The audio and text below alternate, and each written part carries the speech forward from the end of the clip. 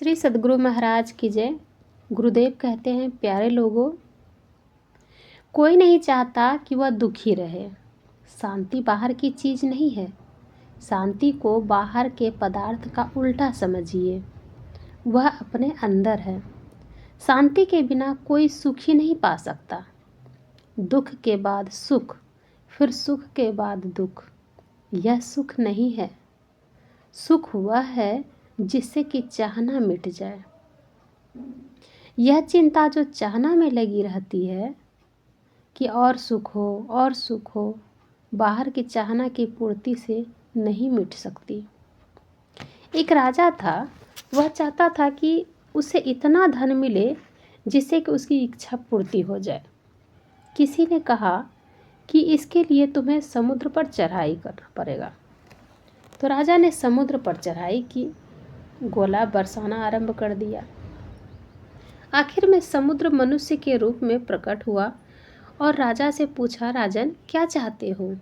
राजा ने उत्तर दिया, मैं धन चाहता हूँ। समुद्र ने कहा, अमुक जगह धन है, अपनी सवारी लाओ और जितना चाहो उतना धन ढोकर ले जाओ। राजा सवारी लाया और बताया, वह धन ढोना आरंभ किया। राजा इतना धन ले गया कि रखने का स्थान ही नहीं रहा। अब वह धन कहाँ रखे? राजा ने समुद्र पर फिर से चढ़ाई कर दी। समुद्र फिर प्रकट हुआ और पूछा, राजन अब क्या चाहते हो? राजा ने कहा, धन रखने का बर्तन दीजिए। समुद्र ने मनुष्य की खोपड़ी दे दी। राजा ने उस खोपड़ी में धन रखना शुरू किया। वह कितना भी धन उसमें रखता जाए, वह खोपड़ी भरती ही नहीं थी। फिर राजा ने समुद्र पर बम गोले बरसाने आरंभ किए। समुद्र फिर से प्रकट हुआ और बोला, क्या चाहते हो? अब क्या बात है? तुम बार बार आक्रमण करते हो और मेरे अंदर रहने वाले जीवों को तंग किया करते हो। राजा ने कहा, आपने जो बर्तन दिया वह तो भरता ही नहीं है। कोई यत्न बतलाइए जिससे कि यह भर जाए।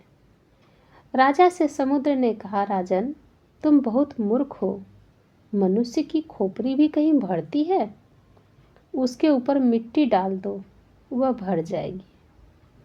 ठीक इसी तरह तुम अपने अंदर संसार की चीज़ों पर मिट्टी रख दो, देखो चैन मिल जाएगा। जब तक कोई अपने अंदर शांति नहीं पाएगा तब तक वह संतुष्ट नहीं होगा। एक देश पर दूसरा देश क्यों चढ़ाई करता है? धन पाने के लिए। धन पाकर किसी को शांति नहीं मिली है।